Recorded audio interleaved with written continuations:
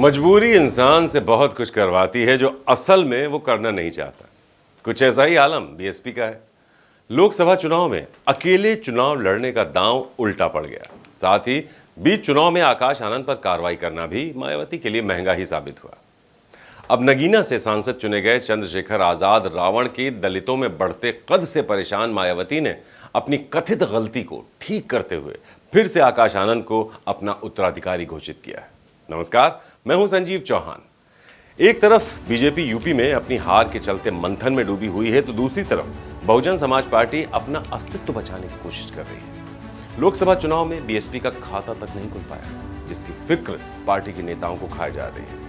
2022 में बीएसपी ने अकेले विधानसभा चुनाव लड़ा था, जिसके चलते पार्टी को एक सीट नसीब हुई थी, एक सीट, और वोट शेयर भी घट गया था।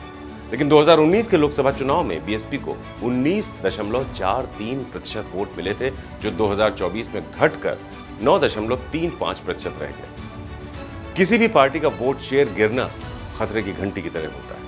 सीटों के नुकसान के साथ साथ वोट शेयर गिरना यह दर्शाता है कि उस पार्टी का जनाधार कम हो रहा है, या फिर वोटरों ने उस पार्टी के विकल्प के तौर पर किसी दूसरी पार्टी को तरजीह दी है। बीएसपी का काम करने का देखिए अपना तरीका है। अब मायावती ही पार्टी की दशकों से अगुवाई करती आई हैं, नेतृत्व करती आई हैं, लेकिन चुनाव दर चुनाव पार्टी का जनाधार घट रहा है। 2019 में सपा और बसपा ने गठबंधन किया था, जिसका बीएसपी को फायदा हुआ, और 2014 के मुकाबले बीएसपी ने 10 सीटें जीती थी। इस बार फिर बीएसपी 2014 की स्थिति में पहुंच गई और उसका खाता तक नहीं खुल पाया। तो अब मायावती ने बड़ा फैसला किया है। मायावती ने अपने भतीजे आकाश आनंद को फिर से अपना उत्तराधिकारी घोषित कर दिया है, साथ ही उन्हें नेशनल कोऑर्डिनेटर के पद से नवाजा है। मायावती ने करीब 1.5 महीने बाद अपना फैसला पलटा है। इस बार आकाश आनंद की ताकत भी दोगुनी कर दी गई है। पहले वो नेशनल कोऑर्डिनेटर तो थे, लेकिन आकाश के पास उत्तर प्रदेश की जिम्मेदारी नहीं थी। इस बार उन्हें यूपी का कार्यभार भी पार्टी ने दिया है। माननीय आकाश आनंद जी को माननीय बहन जी ने अपना एकमात्र उत्तराधिकारी घोषित किया है, पुनः उत्तराधिकारी घोषित किया है और उनको राष्ट्रीय कोऑर्डिनेटर बनाया है। और पूरे देश में वो जाएंगे और देश में जो भी पदाधिकारी हैं उनके रिपोर्ट को माननीय बहन जी को प्रस्तुत करेंगे और इस प्रकार से बहुजन समाज पार्टी को मजबूत करेंगे। आकाश जी भी थे, आनंद जी भी थे। आकाश जी की वापसी हो चुकी है, माननीय बहन जी ने कह दिया है। अभी आप लोग तक प्रेस नोटिस भी आ जाएगा और वो उत्तराधिकारी भी रहेंगे। क्या मुद्दे थे जिनके चलते चीजें खराब हुई? और खराब नहीं हुई थी। कुछ हम पार्टी वाले कमियां थी, जैसा माननीय बहन जी ने बताया कि स्टेज पे काफी लोग हो जाते थे वगैरह वगैरह, और कोई ऐसी कमियां नहीं थी। आकाश जी पूरी तरह तैयार है, भागने के लिए तैयार है, काम करने के लिए, भागने के लिए तैयार है। आप ये समझ लीजिए। कहाँ भागने के लिए तैयार? पूरे हिंदुस्तान में बहन जी ने उनको लगाया, not UP, not Uttarakhand, not MP या वो, राइट, उनको पूरे हिंदुस्तान में लगाया बहन जी ने। अब बहन जी की देखरेख में वो काम करेंगे पूरे हिंदुस्तान भर में। बीएसपी ने यूपी में हो रहे उपचुनाव में उतरने का भी फैसला किया है। आमतौर पर बीएसपी किसी भी तरह के उपचुनाव से अपने आप को दूर रखती थी, लेकिन अब बीएसपी ने विधानसभा के उपचुनाव लड़ने का फैसला किया है। उपचुनाव से ठीक पहले आकाश आनंद की वापसी को लेकर कई तरह की चर्चाएं हो रही हैं। हर कोई मायावती के सियासी कदम के पीछे की वजह जानना चाहता है। तो लोकसभा चुनाव के दौरान मायावती ने आकाश को अपरिपक्व बताकर पार्टी कोऑर्डिनेटर के साथ ही साथ अपने उत्तराधिकारी के दायित्व से भी मुक्त कर दिया था। तब ये माना गया कि आकाश आनंद ने जिस तरह से काम किया, यानी उनका जो काम करने का तरीका था, उससे मायावती खुश नहीं थे। लिहाजा बीच चुनाव में आकाश को पार्टी में साइडलाइन कर दिया गया। तब मायावती के फैसले पर पार्टी के अंदर ही विरोध भी शुरू हो गया था। 29 साल के आकाश आनंद ने मायावती के फैसले पर चुप्पी साध ली थी। आपको बता दें कि लोकसभा चुनाव के स्टार प्रचारकों में आकाश आनंद का भी नाम था और उन्होंने कुछ रैलियां भी की थी। लेकिन सीतापुर की चुनावी सभा के दौरान उनके विवादित बयान के बाद मायावती ने उन्हें हटाने का फैसला किया। उनकी रैलियों और जनसभाओं का भले ही चुनावी नतीजों पर असर ना दिखा हो, लेकिन बसपा पदाधिकारियों को उन्होंने बहुत प्रभावित किया था। चुनाव में हार की समीक्षा बैठकों के दौरान मायावती से मिलने वाले अधिकतम पदाधिकारियों ने आकाश की वापसी की इच्छा जताई थी।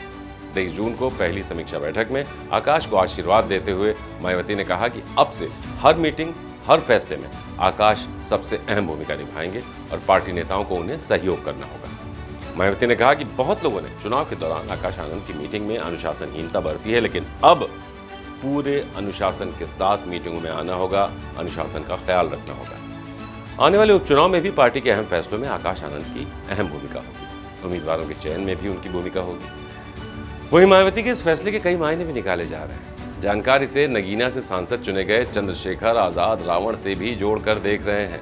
कहा जा रहा है कि मायावती को समझ में आ गया है कि दलित यूथ पॉलिटिक्स में चंद्रशेखर के रूप में दलितों को एक नया नेता मिल चुका है। तो दूसरी तरफ कांग्रेस के राष्ट्रीय अध्यक्ष मल्लिकार्जुन खड़गे भी दलित समाज से ही आते हैं। राहुल गांधी लगातार दलितों के मुद्दे पर केंद्र सरकार पर हमलावर भी दिखाई पड़ रहे हैं। मायावती के पास आकाश के अलावा कोई चेहरा नहीं था जो यूथ पॉलिटिक्स की राजनीति में सक्रिय हो सके। आकाश ने अपनी पहली जनसभा नगीना में की थी, तब उन्होंने बिना नाम लिए चंद्रशेखर पर तीखे हमले भी किए थे। तो मायावती को अब लगता है समझ आ चुका है कि अगर आकाश को पूरा मौका दिया जाता तो चंद्रशेखर की वो काट बन सकते थे। साथ ही बीएसपी आकाश के जरिए सेकंड लाइन लीडरशिप तैयार कर रही है। दरअसल मायावती पीछे 4 दशक से यानी बीते 4 दशक से यूपी की राजनीति में सक्रिय हैं। आप सब जानते हैं 4 बार यूपी की सीएम रह चुकी हैं। कांचीराम के बाद बसपा की राष्ट्रीय अध्यक्ष की जिम्मेदारी भी निभा रही हैं। लेकिन बसपा इस वक्त अपने सबसे बुरे दौर से गुजर रही है, इसलिए मायावती ऐसे चेहरे की तलाश में थी जो उनके बाद या उनके साथ भी पार्टी की जिम्मेदारी संभाल सके। वो जानती हैं कि अगर सेकेंड लाइन का फेस नहीं तैयार किया गया तो आने वाले वक्त में दलित वर्ग का यूथ किसी दूसरी पार्टी के साथ सक्रिय हो जाएगा। जिस तरह से अखिलेश यादव ने 2024 के लोकसभा चुनाव में दलित वर्ग के नेताओं को मौका दिया, इसकी वजह से दलित वोटर सपा की तरफ शिफ्ट हुआ है। इसलिए सेकेंड लाइन की नींव रखने के लिए मायावती के लिए आकाश अब जरूरी हो गए। आपको यह भी बता दें कि बसपा की स्थापना 1984 में हुई थी। कांचीराम के मूवमेंट को मायावती ने आगे तो बढ़ाया, लेकिन उनका तरीका वही पुराना रहा। अब राजनीति करने का तरीका बदल गया है, लेकिन मायावती पुराने ढर्रे पर ही चलती रही। नतीजतन बीएसपी बीते कुछ सालों से हर चुनाव हार रही है। कहा जा रहा है कि 2024 के चुनाव में बसपा का कोर वोट बैंक भी छिटक गया है बसपा से। इसलिए मायावती ने फिर से आकाश को जिम्मेदारी दी है, जिससे वो खोई हुई अपनी राजनीतिक जमीन वापस पा सके। तो बहरहाल बीएसपी की राजनीति करो या मरो के दौर में पहुंच गई है। आकाश बीएसपी के लिए एक उम्मीद की किरण की तरह है, वो उम्मीद जिसे आखिरी कहना भी गलत नहीं होगा। तो ऐसे में आकाश के सामने कई चुनौतियां हैं। आकाश के लिए सबसे बड़ी चुनौती अखिलेश यादव ही हैं, जो पीडीए के नारे का शक्ति प्रदर्शन लोकसभा चुनाव में कर चुके हैं, दिखा चुके हैं। पहली बार सपा ने गैर यादव जातियों पर दांव लगाया और 37 सीटें जीतने में कामयाब रही। वहीं नगीना से चंद्रशेखर का सांसद चुना जाना बीएसपी के लिए एक और बड़ा झटका है। दलित बहुल नगीना से चंद्रशेखर की जीत इस बात का इशारा कर रही है कि दलितों ने अपना नेता चुन लिया है, नया नेता आप कह सकते हैं। लिहाजा तमाम चुनौतियों के बीच आकाश आनंद कितने सफल होते हैं एक राजनीतिज्ञ के तौर पर, अपनी पार्टी के नेता के तौर पर, यह देखने वाली बात होगी। यूपी की हर खबर देखने और उनसे अपडेट रहने के लिए हमारे चैनल श्रेष्ठ यूपी को सब्सक्राइब और लाइक करें। साथ ही बेल आइकन को दबाना ना भूलें, जिससे हमारे हर वीडियो की जानकारी आप तक पहुंचती रहे।